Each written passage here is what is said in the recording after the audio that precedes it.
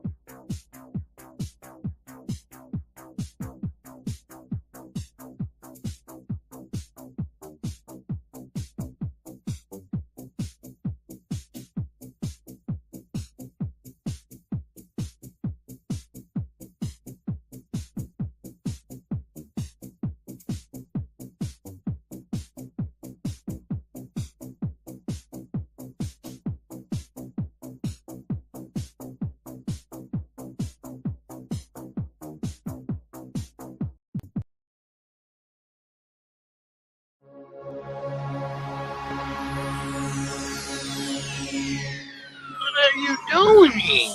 And gentlemen, may I have...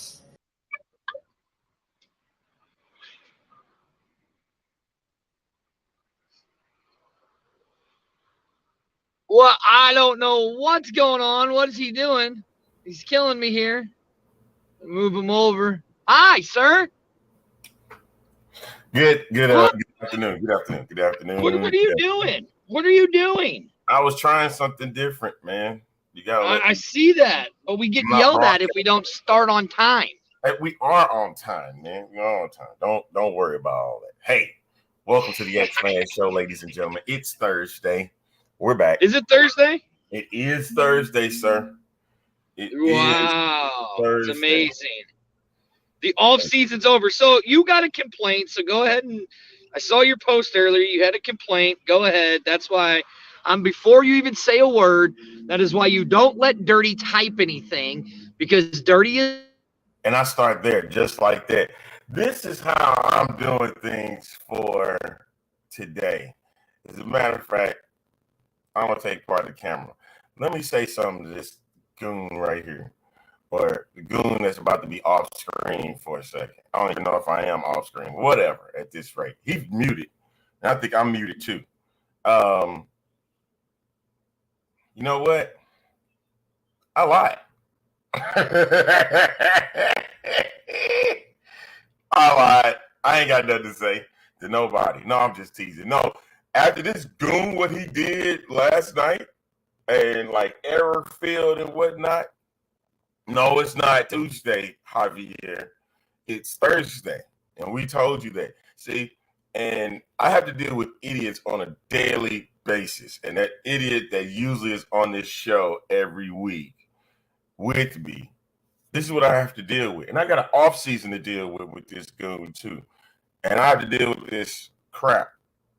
And if you listen to B-Hawk Live last night, if you had the balls to even listen to the stuff that he was saying, I turned it off. I was done with it. No, man. And this is supposed to be my co-host for the year, dude. Like, come on, man. Like, I got sick of it. I'm sick of it. Sick of it, man. I think this is my last show. That's what I want to tell everybody, man. This is my last show. This is my last show on the X-Fan. I can't deal with this crap no more, man. I'm done. I'm finished. I'm done. No, I can't deal with this no more, man. I thought I could handle it through a whole year, man. I'm finished. This is it. And if you believe that, then you need to sit on thumbtacks for the rest of your life. We're going to just end this show. You really think I'm in this show just because of that, man? But I deal with this on a daily basis. Good afternoon to you too, Mike. Good afternoon, man. I'm cutting out bad. I knew it. I tried. I really tried. Are you done? Are you done? done. Are you done being Come on butthurt? back Are you in. done being Come on butthurt? back in, dude. Come on back You done in. being butthurt? You done being butthurt? Yes, that's what that was about. Listen, we know that you should never let Dirty type anything. We know you should No, never let it me ain't type just anything that. It ain't because just I always mess everything up. It ain't just that.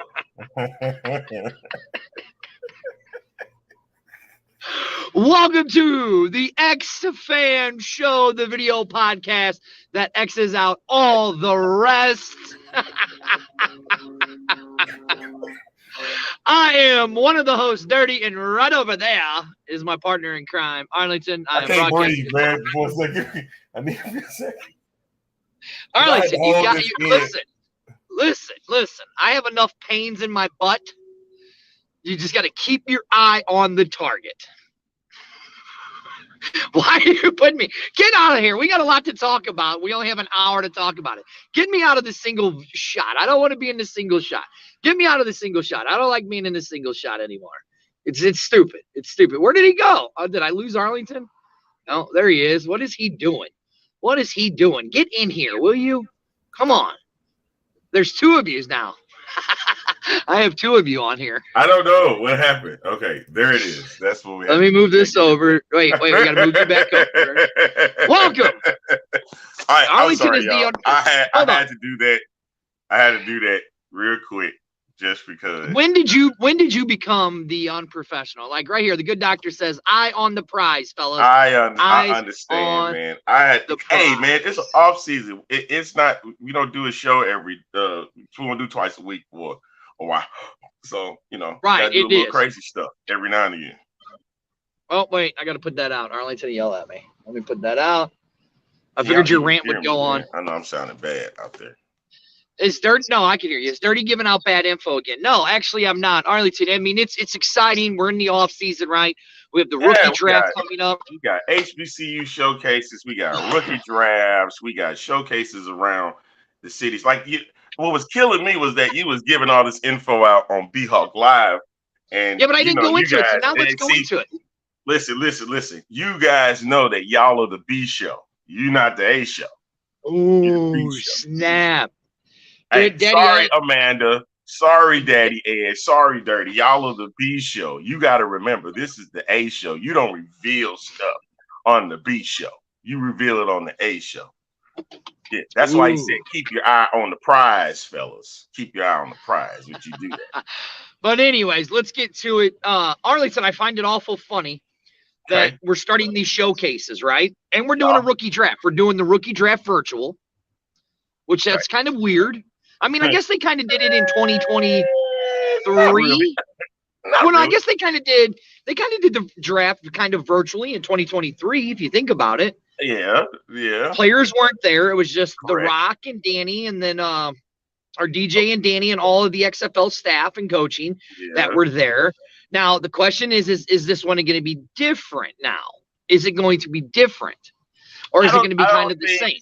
I don't even think they're going to do what we thought that they were going to do in Vegas. They were going to name the draft picks and then we see it. No, I still think it's going to be. I still think everything's going to kind of be the same like it was before. And like it was in 2023, you think?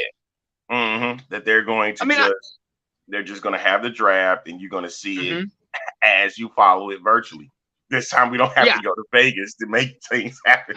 Well, we don't even know where it's going to be at yet. We don't even know where it's going to be. I don't even think we should even worry about that either. I know a lot of people would like to be there for that. The same thing that happened even in the other league. They did it virtually. You got to see every draft pick. You got to see let's look at it this way, Arlington. Let's really look at it this way. There was only 3 fans that showed up. Right, exactly. There was only 3, and 2 of them are on this show right now. 2 of them run this show, and the other one lives up in Kent, Washington. The mayor himself was there. We were there for both days, which was cool. It's going to be interesting to see how they do this draft, because if you go on the XFL.com, it tells you that any player that was eligible for the NFL draft, right, that didn't get drafted will be eligible for the XFL draft, okay? So that's kind of cool right there, okay? Now, the thing is players that are already – that have signed rosters guys like Lucky Jackson, J.J. Smith, No Hands Akeem Butler, Parker Romo, and that was the thing that I had wanted to hold bitch on, about stop. Parker Romo, who sabotaged the entire San Antonio Browns that was the thing. season. That was the thing. I wanted to bitch about that with you. Well, I think, like, listen, why? I think Parker Romo was paid off to miss that kick Shut the hell on purpose. Shut the hell up. Shut the hell up.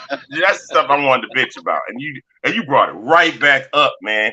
And thank you for doing that. I'm glad you did that. You brought that up on yourself. And it wanted like, why? Why did you say that? They got good contracts with good NFL teams, man. And you sitting here. Oh no, that is true. That is true.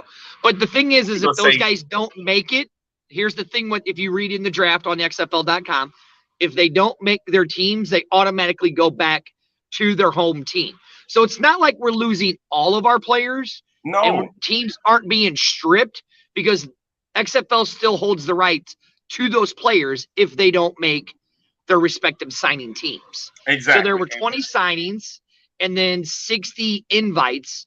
So you're talking a total of 80 total invites, signings that had signed with the XFL. What we should be happy is that the XFL showed that there is another place for players, for football players to showcase themselves, right? Absolutely not. Absolutely. Oh no, I would love to see Johnny Money. Listen, Absolutely I would love to see Johnny Dollar Bills, baby. Love to see Johnny Dollar Bills in St. Louis. He would be a much better Johnny Manziel, Johnny Football, right? Would be the best XFL quarterback there is ever. Ever. He would break every record there is. Johnny Football would just destroy the XFL. No, he would not. No, he would. Forget about the Nooch. Forget about. Now, I'm not going to say that about that guy up in D.C., but forget about A.J. McCarron, Brandon Silvers, Jack Cohn. Johnny Football would destroy everybody. Sure, exactly. You said it. He would destroy it. He would not do any good things to the XFL if he decided he wanted to show up. Hey, Rock, I want to play some football, man. You know what? I feel like I want to play football next season. But you know what, though? If you really think about it, Johnny Manziel, Johnny Football is the XFL or the USFL is the type of game he is good for. Mike said you don't have anything on Quentin Normandy.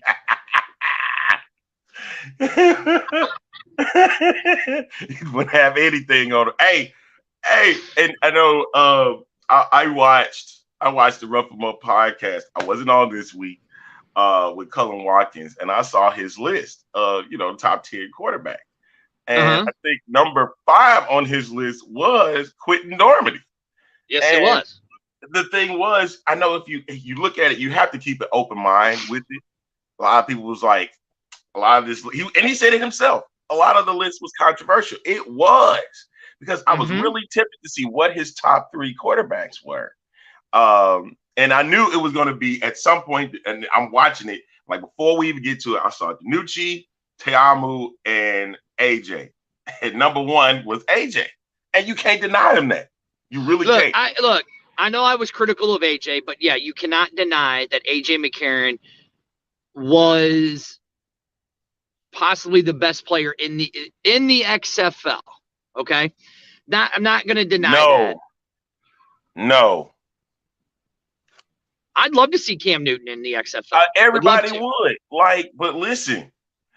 Let's say something. You say guys like Johnny Manziel and Cam Newton. Get it? They're big names. It would bring in fans, but also I don't think those guys want to see the NFL. They want to see the NFL. So no, I don't want to see them at all. We can't put that comment. It'll bring in big ratings or whatever, man. But this ain't about if you really think about it, let's look at this. Let's look at the XFL. And we've talked about this to nauseam about the guys like Johnny Manziel and Cam Newton and Colin Kaepernick and stuff like that. We've talked to it. We talked to it about in nauseam, right? Now in St. Louis, do you really need to bring in a guy like Johnny Manziel and Cam Newton? No. because it already has the built-in fan base. But can you imagine if you'd have done it in like where they were struggling, like Vegas, to bring in people, right? Okay, listen. Think about Are it. they really struggling though? You got to understand, 9,000 seat stadium, and you're getting in 6,000. That's 2/3. That's true. You're right. Listen. I understand it ain't 10,000, 15, or 20,000 seats. Now, if you want to say somebody that was being critical of it, struggling, but you have to understand the climate that we're in. Right, Manziel in Vegas, yeah, that would be a great reality show. It would be literally something. Orlando, spotlight Orlando. Shout out to Corey Helby and the job that he was able to do within the short amount of time that he was able to do it.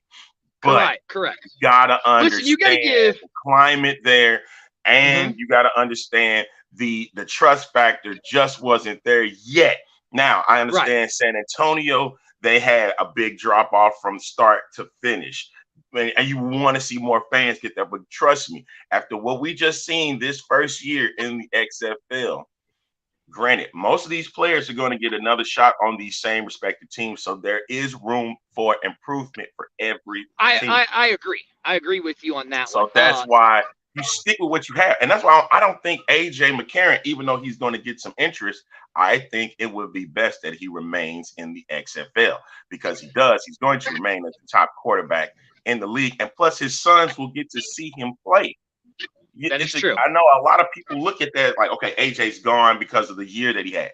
That could be potentially true, but I really think that they are. If it's in my mind, and I want my son to see me play, I want to remain as the starting quarterback for the St. Louis Battlehawks. Well, okay, so the good doctor asked this. He goes, "Will there be a draft after the preseason for the NFL ends?" Well, I mean, they're doing their rookie draft on June 16th, right?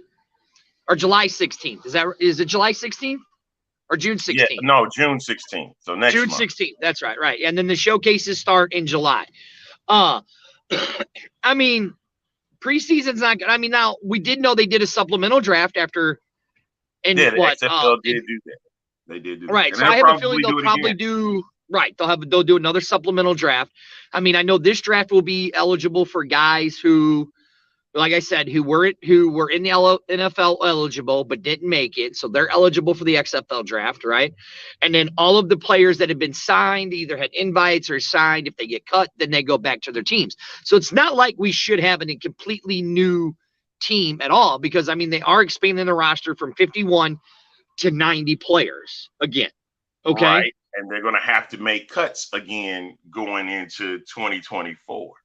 So, yes. Granted, they're doing, if you're not really looking at it, they are doing similar nature to the NFL. And granted, it's only 8. Well, now, good doctor, explain which guys are you talking about that are going to be looking jobs after the preseason? Because the guys that have been invited from the XFL to the NFL, the XFL still holds their rights unless they sign that NFL contract. Is it the futures contract or something like that, where they actually sign the long-term deal? So until they sign that long-term deal or whatever it is, they're still eligible to come back to the XFL if they want. I'm not saying that, and I hope not, because you look at guys like Lucky Jackson that had a great year. As much as you want to sit back and say how bad Parker Romo and Hakeem Butler was, they actually had great years with their respective They did. teams. And look, there are going to be guys, and somebody mentioned Dan Whelan. I think they're going to get legitimate shots at being on the roster. I know a lot of teams will keep one kicker, one punter. Now a lot of times you'll have more than that. But if they do well enough, there are going to be few guys that look. I think Hakeem Butler. I think Hakeem Butler will make the NFL roster for the Steelers, because, I mean, really, who did the Steelers have this last year?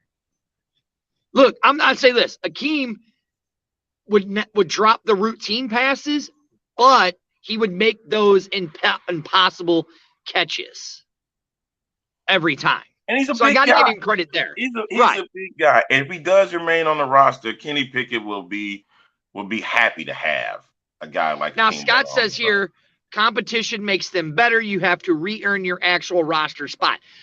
That is true. But again, the XFL, you can go on XFL.com and you can read it. It says that if any of the players that have been invited or signed don't sign the spot with the NFL team, get their spot back on the XFL. Now, that doesn't mean that come in the preseason for the XFL that they might lose their spot. They might, but they still have their roster spot as long as if they don't make the team. So that was thing that was given there. I mean, just find it interesting to see how this is all going to play out. I mean, that's probably what we'll be talking about for the next couple weeks, the rookie draft and then the showcases and stuff, which start at the HBs. Now, I agree where most of the showcases are, okay? But I'm kind of a little disappointed where the showcases aren't at, right? Is that you or me? What? Is that you? I'm hearing some static in the back. Is that you or me? It might be me. I got my window down. Oh, okay. But anyways, back to what I was. Oh, is it me? That's fine. But back to what I was saying, right? I get why they're going back to the HBC at what is it, Atlanta, Georgia, Atlanta? Or something, man, because that's gonna get annoying. Is that better? Nope. No, it's not? Oh, I don't know. I don't know what to tell you then. I'll tell you guys the rest of the show, you sounded like a robot. I'm sounding like a robot? Yes. What? I don't hear that. I don't hear a robot. No, I don't know what to tell you then. No, that's just me. That's just me. My throat's bothering me a little. Keep that blood. Hey, just keep that bloodsucker Dion away this time. Yeah, I think he has his own. He has his own stuff he has to deal with. But let's get back to it. Colorado. Right. Okay. Let's get back to it. Right. I get why they're going. What historic black college are they going to in Atlanta? Clark Atlanta University. Clark Atlanta. I get why they're going back College. There. That's another HBCU. Well, they're not doing Morehouse. They're only doing Clark. There is Morehouse. There's no Morris Brown. Right, but I'm just saying they're doing Clark Atlanta University for the HBC, right? Yeah. Which I think that's going to be great. I think that's great. I understand why they did it because they had that partnership with the HBCU, right? Now, we have 8 XFL cities, correct? Okay, so let's name them. We have St. Louis, we have DC, we have Orlando, we have Seattle, we have Vegas, we have San Antonio, Arlington, and Houston, correct? But where are we doing our showcases at? We're doing it in Atlanta, Georgia, right? Yes, I can count to 8. Yes, very rarely, but I can count to 8. So we're doing it in Atlanta, correct? We're doing one in Houston, correct? Yeah. We're doing one in DC. Yeah. Doing one in St. Louis. Yeah. We're doing one in Houston. Yeah. We're doing one in Arlington. Yeah. Well, that's the combine. Well, that's the combine. Okay, I'll take that one out. So we're doing one in Arizona. Uh-huh. And then where's the other one? And then the combine. DC. I already said DC. So you mentioned them all. So we got Atlanta twice. We got Atlanta twice. Yep. Mm-hmm. St. Louis, DC, Houston, and Tempe, Arizona for the showcase. Now, do we see something here, Arlington? Yeah, I see that Arizona and Atlanta are on this list, and they're not XFL cities unless there's something that makes you wonder that there's going to be some additions down the line of having it. No, Andrew, yes, it is. What makes the player eligible for the draft? You're right, is they didn't play in the NFL, but if they were in this year NFL's draft and didn't get it, they are eligible for the XFL draft. So they're eligible if they were drafted, if they were in college, made eligible for the NFL draft, then and don't make the NFL draft, then they're still eligible for Right. the XFL rookie draft. They were draft eligible and didn't make the NFL draft. Okay, Yeah. Michael, I get it. I get that you're broadening the league's footprint. I get it. But let's really look at this right now. Was the marketing so well in the XFL? Come on, man. You really going to go through that again? I'm going to, because let's really look at this, right? Was it really done well? It looked like in certain cities they were trying to sabotage fan bases. Now, I get it. It was a Petri dish season, right? I get it. You know what I'm saying? I get why you did what you did for this year. But now it's 2024. Now it's time to fix the mistakes you had in 2023 and implement good practices in 2024. I mean, Arlington, you changed me. I don't even cuss on the show anymore. That's a lot, but okay. But you keep doing it. Very rarely. I don't drop the F-bomb. Because you don't get mad at everything like you used to anymore. You don't get mad at All I'm saying is this. I get why you did what you did in 2023. Now it's time to get into your home markets. Get into your home cities. Do those showcases there. Build that relationship and that community in your relationship with these showcases. Make it something for the people, right? Show what it is. Look, again, Flame Wingman. I mean, they did. I said they should keep that partnership with the HBCU. Did I not say that, Arlington? Yes, you said that. I did say that. And you know what, Michael? It could be preparing for a possible relocation if deemed necessary. It really could. I'm just saying, I think it's time that we really start marketing in our home cities and start doing what we need to do to grow these fan bases in these cities and not keep trying to sabotage them. That's just my opinion. Now, that's my opinion. It's like a nose. Everybody has one. 9 times out of 10, my opinion's right and everybody else's is wrong. Now he says, your boy Jeremy says, well, so what if they were not drafted, as in by the NFL, and signed on as undrafted free agents? Then no, they're not eligible. They're not eligible No. Because at that rate, they're now with the NFL and they sign a contract. Then they are now a part of the NFL. So right. Which means even in the rookie draft, if they do get drafted by the XFL and they do get signed as undrafted free agent, that's different. Yeah, then they have the then NFL they'll have a rights to that future player. So it would have to be, they would have to be signed by the NFL first before the XFL gets their hands on, right? So correct. Yes. Okay. All right. So they need to adopt a little more from what 2020 did in marketing, especially with high school football in the fall. I know a lot of people feel that way because of what St. Louis did and the job Kurt Hunzinger did. That because his task was a tall task. You have to really understand it really wasn't that much in 2020 cities. You didn't really have to do a lot per se, but St. Louis had to because they were without football for 5 years. Right. So there was a tall task to get the trust back from the fans in St. Louis. So that's why a lot of the marketing that they did, and that's why a lot of people felt that the marketing in 2023 was bad just because of what happened in 2020. Well, and I also think, again, I'll go back, and this is where I'll defend the XFL. I don't say I agree with it, but this is where I'll defend them. Arlington, we saw a lot of their hires they made were basically like right at the end of what they need before they had to get stuff done, right? Correct. So I have a feeling that had a lot to do with it right there.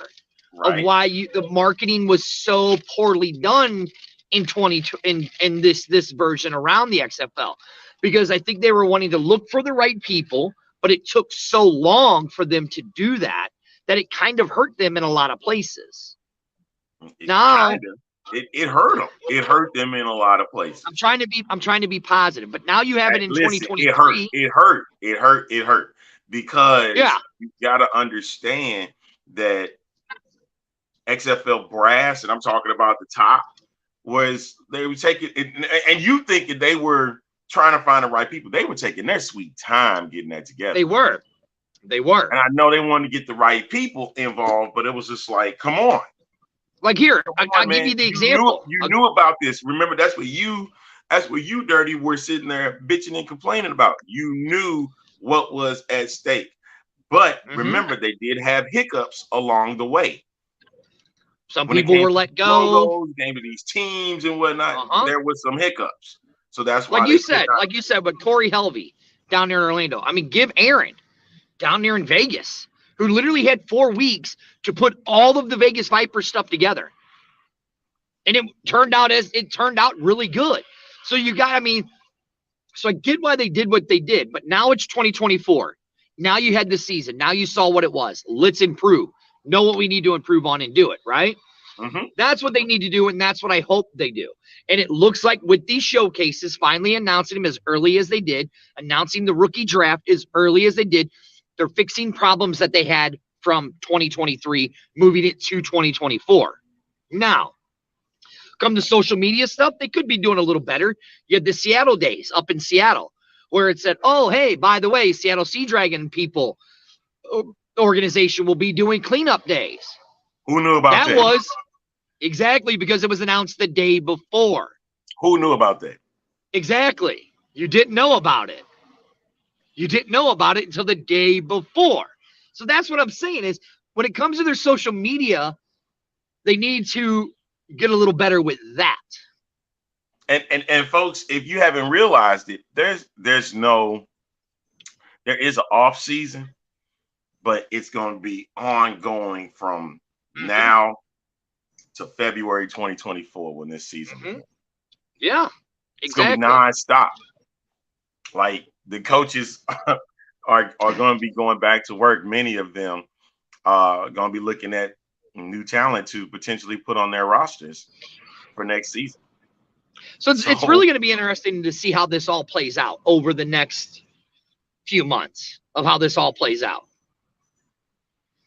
See, like right here, the communication on the St. Louis end was pitiful. Some of the worst I've seen from supposedly a pro franchise. That almost goes without saying, considering the fact that a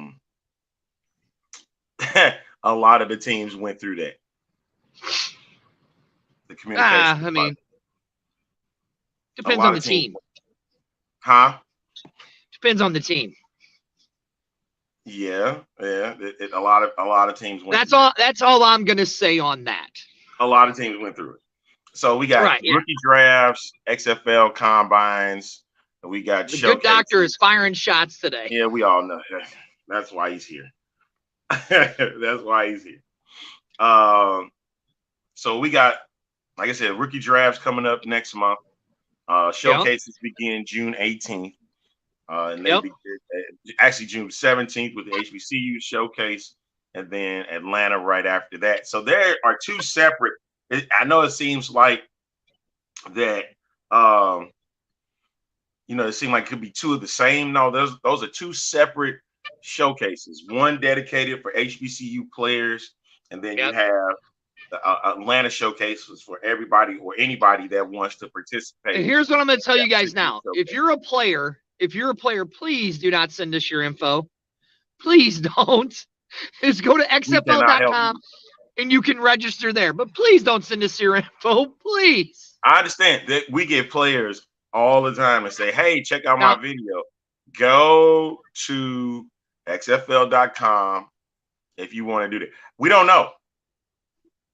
Now, I think you should do it. I think as the rookie draft, I think you should do it as the team. The worst record like gets you do the first pick. Yes. That's what listen. Orlando will get the first pick. So since you said that means the Renegades will not get the last pick. They will get the third pick in the draft. And then you snake it, they would get the 6th pick in the second round. So if you're going by records alone, DC would get the last pick. Yes. Now, right here, Andrew puts up with Arlington winning, they should be having team players, coaches, etc., showing up at Rangers games, showing off the trophy, throwing out our first pitches. Hey, dude, They have. They already have. They have. That's what I'm saying. So in certain cities, right, in certain cities, the communication with the players and the community involvement with players have been doing really, really well. It's only in certain cities. I made a mistake. Go ahead. I made a mistake. By record, they would get the Renegades would get the 4th pick. And then right. by record, if you go by record. I'm going by record. It would be right. Orlando, Vegas, San Antonio, then Arlington Renegades. Then it would be the Battlehawks, the Sea Dragons, the Roughnecks, and then the Defenders. Oh, Andrew, it's all good. It's all good. I mean, yeah, they've been at the games. They've been there. They've been on television doing interviews. And you can go to their pages on social media. Arlington Renegades. They've been showing up at news stations, radio stations, Ranger games. Oh, they've been posting about that XFL championship trophy. So yeah. So this right now, is the Kings of Dallas. Right. That's the first time that Dallas has won a championship since '95. A football championship. No lies there, dude. So just saying. Just saying. This is the X Fan Show. We are the video podcast that X out all the rest. I am Dirty, one of the co-hosts. Sponsored by Wild Sun. That's what. Winery. Hold on. That's why I was gonna throw it to you.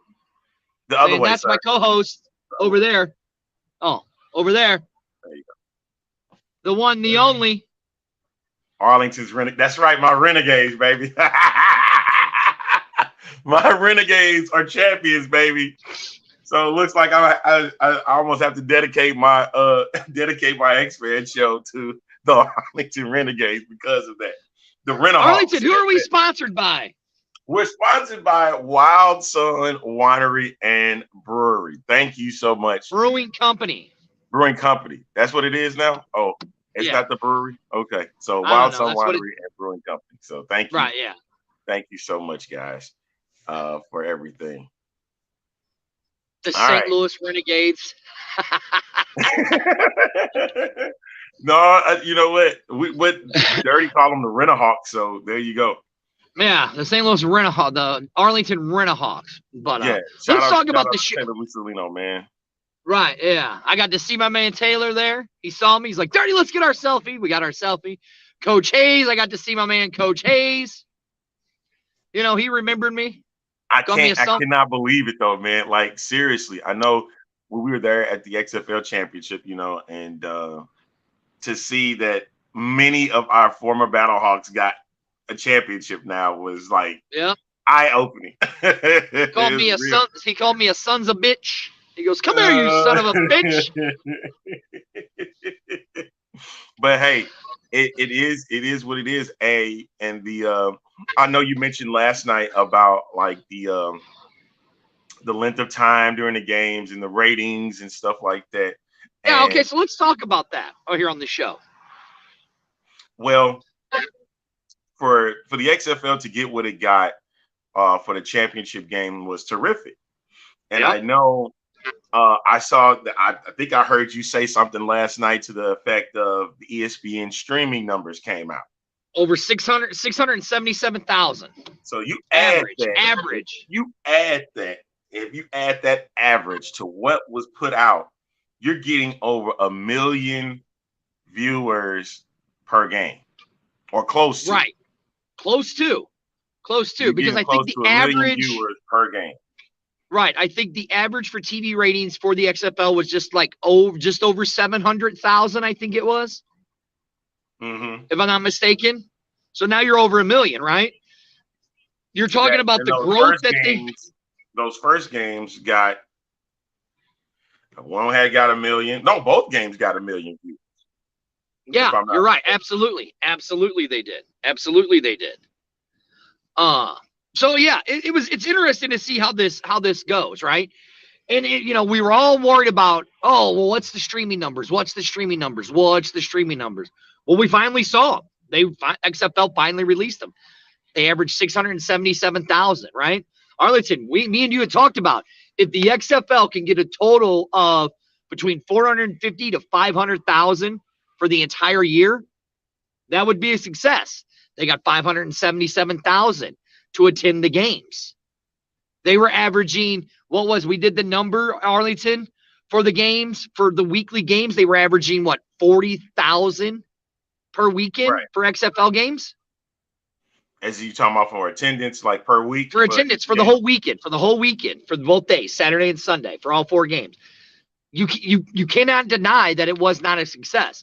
And you cannot deny what the XFL did. Regardless of how much we want to complain and moan that we were tired of the marketing or tired that they, did this and did that and took forever to announce this and announce that, right? They succeeded. They succeeded their numbers and what they wanted to do. Like Scott says right here, with those numbers, would it be curious if CBS might jump on board and add games in the future? I don't know. I mean, they have an exclusive deal with Disney and ESPN. I did, like I said before, I wanted another broadcast partner alongside Disney. And I know CBS during that period, I know they got March Madness, so they're devoted to that. So it would be difficult unless they put it on their cable network, the CBS Sports Network. Can you find it? But here's the question, though, because you saw the article not too long ago that Disney is talking about taking ESPN off and making its own standalone. Okay? Kind of like they did with the NFL network, making it its own standalone thing, right? Remember, a certain individual once brought that up. Yes, we did. They thought he was crazy for saying it. Yes, we did. Certain individual we brought on the show said this, and they thought he was crazy for saying it. So would it be coming back up again? Right? Would it be a good idea that if Disney broke off ESPN and made it its own standalone entity? I mean, you think about it. Look, you have UFC on ESPN, right? You have, what else do you have on there? I mean, you have a lot of stuff on ESPN, right? College basketball, baseball, football, all of that. Still got now you have, now you have the XFL. So would it be smart for Disney to break that off and make it its own entity, or would it hurt them? For ESPN to be its own? Mm-hmm. See, like right here. I mean, the good doctor says ESPN is going to single-handedly kill cable. I think that streaming has pretty much done that. I mean, would you have thought 5 years, 10 years ago, Arlington, that the streaming services would be where they are today, where people are actually cutting their cord to get away from cable and satellite? I mean, look, you had the NFL Network took their NFL Sunday ticket and moved it to YouTube TV. They completely cut the cord. Completely cut the cord. Like, if you're going to watch it, you have to stream it.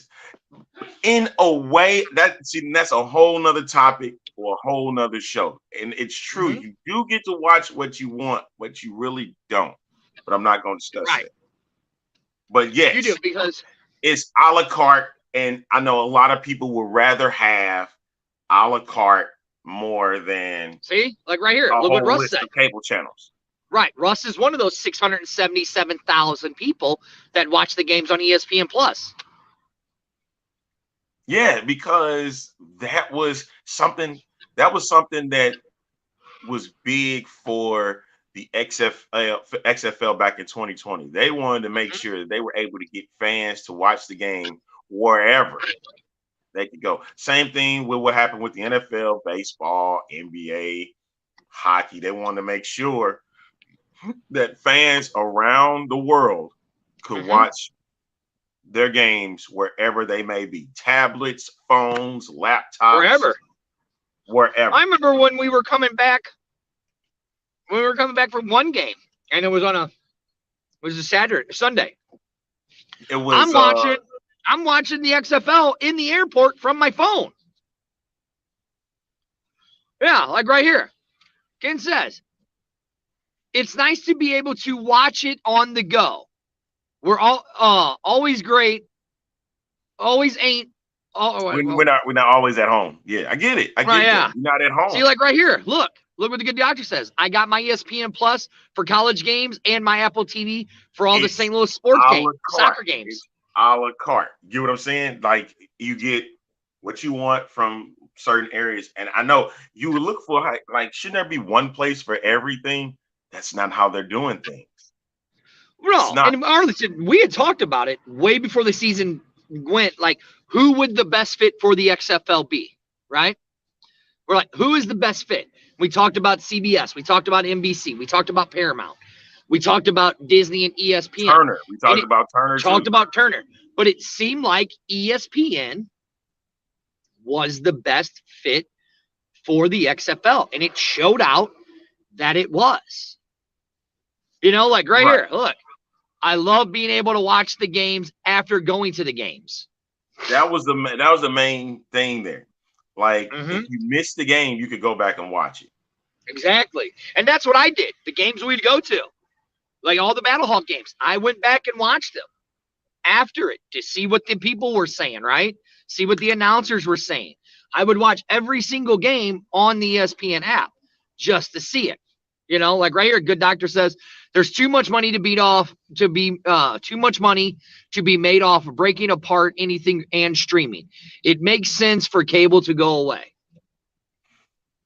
That's why it's like, should they devote a channel just to ESPN? And you know, they should break away from Disney. I mean, they make a lot of money off of it. You know what I'm saying? So, now look, here's what I mean. Now, Arlington, tell me, we're doing the draft virtual, right? We didn't get to really see the draft in 2023, right? They didn't really have it out there. They were just doing little updates here and there, and then they would do little clips, right? Mm-hmm. They have the partnership with ESPN. You think they should put the draft on ESPN Plus? I think they should. Why not? I knew it. I think yes, they did. Yes, they did, Russ. They did too. You got to go into the season recap, and you got to go into where it's the very first article on the XFL. It talks about how they saw growth, attendance, and viewership, and it said from the streaming, it was 677,000 from the ESPN streaming. It's right there on their page. I would agree with you when it comes to, because I said it for you basically, that you would want to see the draft on ESPN Plus. What I would love to see is the showcases on ESPN Plus. Give us a little bit history on those players. Like, I really enjoyed the Player 54 docuseries they had, the 9 weeks or the 10 weeks that they had. Thoroughly enjoyed it. Now imagine they do the show called The Road to the XFL, and they show all of the showcases, and they show the players in the showcases. And they give those players a we're talking backstory. about it now. Like, what? Now that a whole season is in the books, what would you like to see more on visually going into 2024? Like, we know about the fan stuff. We know about that. I'm talking about now on television. Well, B-Hog 1, we are going to start reaching out to players, so don't worry. We will be getting players on. Yes, what I would like to see. Trey Watson, shout out to Patrick Ruffino. He did a wonderful interview with his show, Analyze and Educate, with Trey Watson on his charity auction that he's doing with the Matthews Dickey Boys and Girls Club in St. Louis. So shout out to Pat Ruffino for that. If you haven't got a chance, make sure you check that out at Analyze and Educate. Right. Now, what I would like to see, more of the Player 54 type stuff. Okay? I would like to see them broadcast that rookie draft. Even though they're doing it virtually, put it out there on ESPN Plus. Okay? I'd like to see each one of these showcases, kind of like the NFL Combine. Oh, this is so-and-so. This is, so-and-so player from so-and-so college. This is Arlington Lane from Alabama A&M. He's 6'1", 220, runs a 4.40. He's running his in college, he ran his 40 was 4.2. That's just what he's doing now. I would love to see something like that. Make it like the NFL Combine. You know what? In these I would agree to showcases. that because when you chose your broadcasters for this league, you chose college football broadcasters. Yep. So that means they devoted time during college football to learn about these players. And you kept it more of a college football pro type feel for each game. For instance, Sam Ocha, Love him. great analyst. I would love to see him at the HBCU showcase plus the XFL Combine to break down, talk with some of these players so we can get an understanding and background, a learning of what could potentially be a star in the making in the XFL. You know what I mean? Look right here.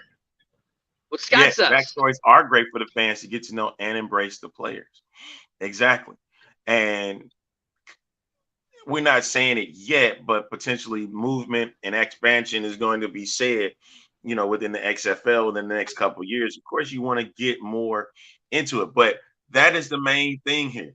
If you got an outlet like ESPN Plus, you use need to utilize your broadcasters for these things, and they probably are doing that. They just haven't said anything.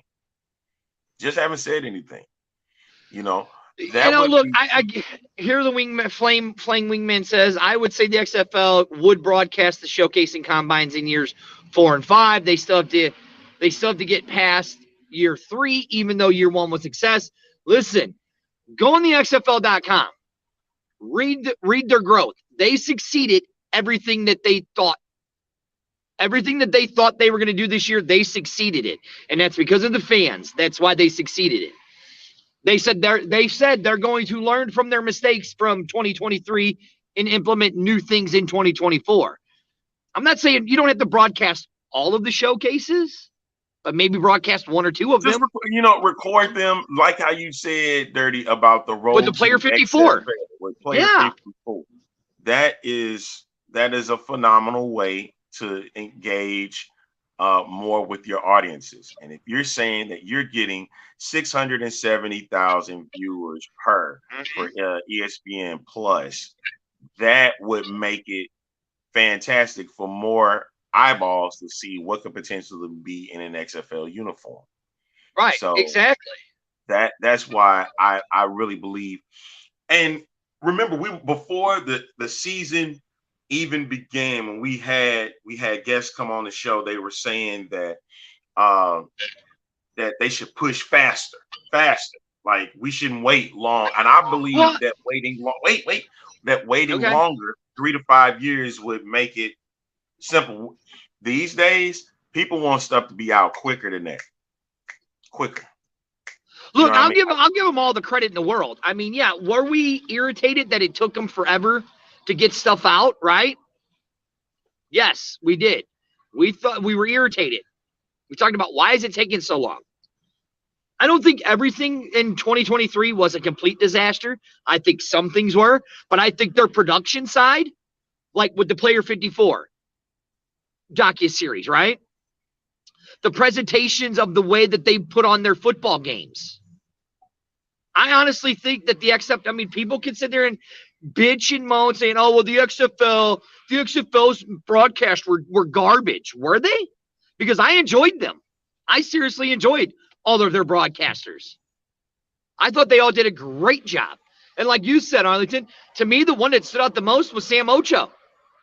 He stood out the most to me. He was the one I loved listening to the most. Because he broke down each player. He broke down each play. Not just that, it was his passion for it. And his the presentation. Yeah, Stormy. I thought Stormy was one of the better sideline reporters. And who was the other gal? Tiffany Blackman did a fantastic job. Tiffany Blackman, a great job. Those two women with their passion of how they did that on the field, to me, I loved it. Way better than anything I've seen in the NFL. Of them did. Cole, Cubic, they did an amazing job when they were I'm just going by the people that really stuck out to me, and those were the ones. Right. And shout out to John Schriffen and Lowell Galindo. Those were broadcasters, I think, that really had got a lot of people's attention because of their energy. Tom Hart did a fantastic job with the XFL championship, being as a broadcaster, and getting a chance to meet him during the year was cool too, because, I like his work, and he does a phenomenal job with college football. And I think they utilized him as the number one guy for ESPN's coverage of the XFL. Granted, they moved him around in different cities. You got him on different days and stuff like that, but he did a phenomenal job. But you also got younger guys that was very enthusiastic, maybe a little too enthusiastic, but given they look, brought all the right right here, like Russ says, of all of the color commentary guys. I think it was the broadcasters that but you had to bring that type of energy to the table, because like I think it was John Schriffen that did the DC versus St. Louis game. And he had said something about Abram Smith making people look silly. Yes, it was very enthusiastic, just maybe a little too enthusiastic. Granted, that would be me if I was in John Schriffen's shoes doing that game. I probably would have said the same thing. And I know I would have gotten blowback for being just a little too over the top. But that's what that league needed. It brought eyeballs to the table, and that was that was a cool thing about it. Now, for a broadcast standpoint, they were like, well, why so many games on FX? Why were there so many games on FX? It was an experiment. An experiment, and they still drew well on FX. Listen, you can't deny, you cannot deny that season 1, due to TV ratings, was not a success, because it showed it was. 600 average 677 on streaming, average 700 and something on television. Mind you, just like Arlington said, on FX, the majority of the games were on FX, and they still did over 700,000. Don't be surprised on television if they do that again next season, because you have to remember what's on television during that period and who got the rights to all of that. And they're going to be as long as these leagues remain and keep getting deals about it, they'll remain over the XFL. FX will probably be the only group that will have freedom to put a game wherever they want to put it, because they can remove a movie, they can remove a television show and place it there, because all they throw on are reruns and movies. That's it. And they have their original programming, but that's on the days that they have it. But other than that, they have freedom to put a game wherever they want to put it. Yeah, you're right. So absolutely that's why FX was able. That's why there were a lot of cable games on FX, because there was a lot more freedom to put a game anywhere. And I think what we'll see. No, go ahead, finish. Oh, I was just saying that in the future, I don't think anything is going to really change per se when it comes to where they broadcast. Like they did the Thursday, they did the Friday games, they did the Monday night games. All right. Most of it was a success, but it was about regaining the trust of the viewer. That was the main thing about the XFL, was regaining the trust. And a lot of people did not. Because if you want to compare what happened 2020, 2023, 2020 was a curious look. Because you didn't know what the game was going to be. This was totally different from 2001, right? So, and it was clean cut. And granted, it was half the audience from week 1, from 01 to 2020. And then it was half that from 2020 to 2023. And because you also have to remember that viewers are watching different stuff everywhere. It's not it's not what it used to be in 2020. Viewership is different. People's mindsets are different from then to People's now. Attention spans are shorter. Right. That's there's nothing what you just said. It was a success. Yeah. There's nothing you just said right there that I cannot disagree with. Now, one thing that you just said that I cannot disagree with, on anything that you just said. I think we're going to have a better scheduling for some cities. Again, like you said, this was a curiosity, trying to get the trust back of the people. Did some cities get screwed over on their scheduling? Yes, because I don't think they had the priority because of what happened in 2020 and how a lot of these stadiums got screwed over. And that's what caused the chaos. If you really paid attention to this year, if you listen to the mayor has said a valid point at the beginning of the year. Other than the Monday night game that DC had, all of their home games were on a Sunday. They did not have one Saturday home game. That was because of conflict. DC. Oh yeah, you're talking about DC. You're right. Audi Field did not allow DC, the defenders, to have a Saturday home game. Nope. All their games were on Sunday or Monday. Well, they had the one game on Monday. One Monday game. Yeah. So that's the key thing. It was about regaining trust with venues, fans, viewers, everything. Of that. And it was going to take a hit because you didn't know what the game was going to be like.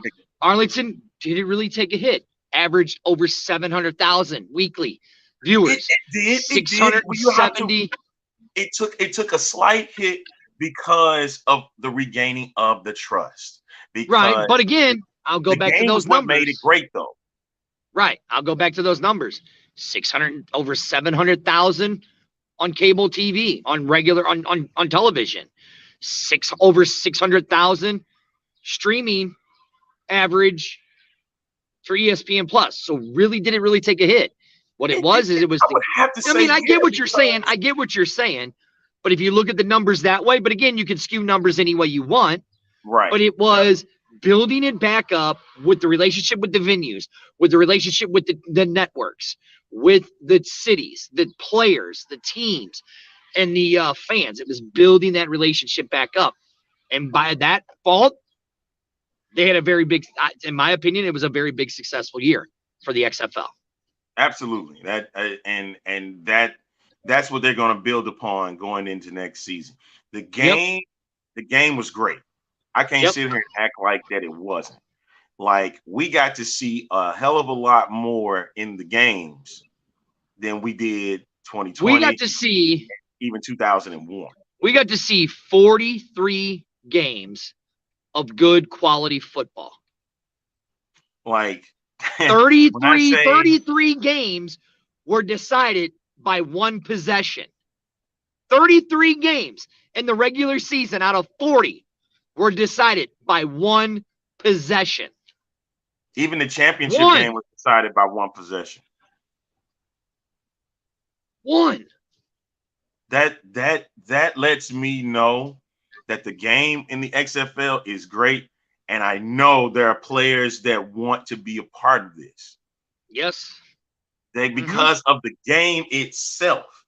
The fact that on offense you have a chance to score 1 point, 2 point, or 3 points, right? You got a chance to go forward on 4th and 15 by one play, which there was some conversions during the year. There were a few. Like, we sat back and heaven forbid, one of the biggest memories was week 1 with the comeback from the Battlehawks.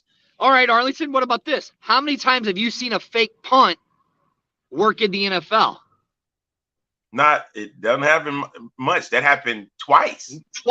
And they both scored touchdowns. They just didn't convert it. They scored touchdowns on both of them. On both fake punts, they scored touchdowns. And guess what? One was on the Battlehawks, and then the other one was against the Battlehawks with Orlando. The Guardians, yeah. Right. So, but that lets you know right there, it leaves a lot more for creativity from offense. Yeah. And here, I know people hate DiNucci, but how often have you seen a quarterback play almost an entire season and only miss one snap? Hardly ever in the NFL, because there's always somebody getting injured. You know what I mean? You got Aaron Rodgers. You got Aaron Rodgers. Might be the closest one, Josh right? Allen, Pat Mahomes. Now, Mahomes has missed some time. Okay. Allen's missed some time. Yeah, it is. So- It's a rarity these days. Right, But yeah. man, we got through a lot Right. today. We in overtime We now. did. Right, we got to go. Tune in next Thursday for the X-Fan Show. We are brought to you now, our proud sponsor, Wild Sun Winery and Brewing Company, right there in Hillsboro, Missouri. Looking them up. The website is being worked out. We're getting that up and running and stuff. Arlington, anything else that we have? No, y'all. Thank y'all for watching this week, and y'all dictate, of course, what we talk about every week anyway. So thank you. Yeah, we had a plan, but thank you for blowing it up, guys. We appreciate it. We love you. Bye.